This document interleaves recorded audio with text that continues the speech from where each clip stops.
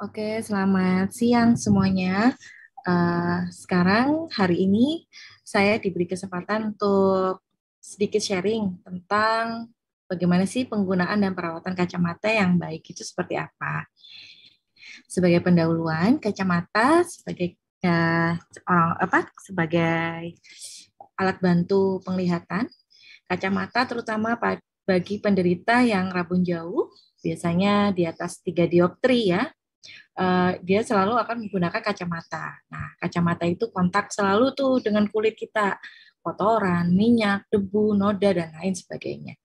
Kalau tidak rutin dibersihkan, maka kacamata bisa menjadi sarang bakteri, kuman, ataupun virus. Apalagi kita tahu sekarang di era COVID ya, seperti ini. Jadi penting tuh nanti disimak, materinya cukup baik sebenarnya, karena memang terjadi sehari-hari ya, di aktivitas kita di sepanjang hari bagi sekali lagi materi ini khusus terutama untuk penderita rabun jauh. Nah, kotoran dan noda yang tadi yang terutama yang menempel pada bagian lensa ataupun bingkai bisa mengganggu penglihatan sehingga menyebabkan pandangan semakin terbatas. Dengan mengetahui cara merawat kacamata, maka kita bisa memaksimalkan fungsi kacamata itu sendiri dan semakin hemat karena kita tidak perlu sering mengganti kacamata karena kondisinya semakin bagus, kecuali memang ukuran bertambah dan lain sebagainya. Nah, penggunaan kacamata yang baik gimana sih sebenarnya? Pertama, dengan mengenakan kacamata harus selalu dengan dua tangan, nggak boleh nih seperti gambar yang di atas ini ya, dia hanya menggunakan satu tangan gitu untuk menggunakan maupun untuk melepaskan kacamata. Karena dengan kita menggunakan dua tangan begitu menggunakan ataupun melepas, maka kita mengurangi tekanan pada engsel kacamata, sehingga kacamata akan tetap stabil dan tidak cepat longgar. Kemudian kenakan kacamatanya juga harus posisi yang pas ya, tepat di bagian atas hidung.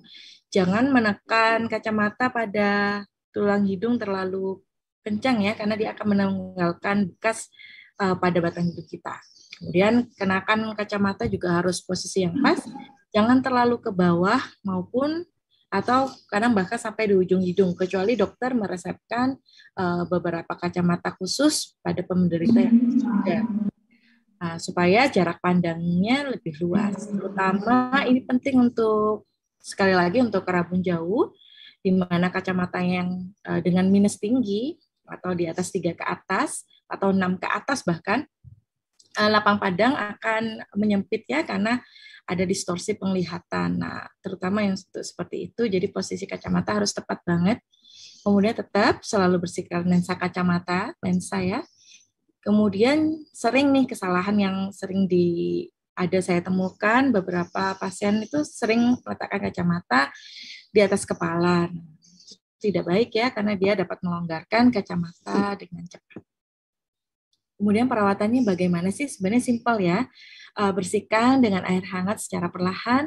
Itu tujuannya untuk menghilangkan debu-debu yang menempel pada lensa.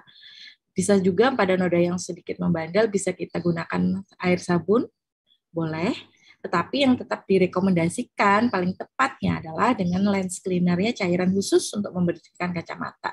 Biasanya mudah sekali kok teman-teman bisa dapatkan itu ke toko optik ya, toko kacamata. Rata-rata mereka sudah punya. Kemudian mengelapnya dengan lap khusus microfiber yang harapannya dia tidak berserat sehingga dia tidak membuat goresan pada lensa mata kita. Kalau nggak pakai microfiber gimana dok? Contoh pakai tisu kan udah halus tuh. Nah itu sangat beresiko juga karena bisa menyebabkan goresan pada lensa kacamata.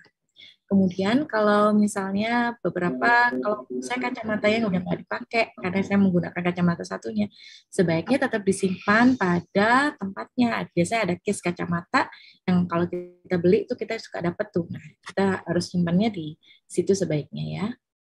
Nah, kalau masih nggak nyaman juga gimana dok? Saya udah pakai perawatannya, saya sudah rutin menggunakan, lepas pakainya saya udah ngikutin dengan dua tangan dan lain sebagainya.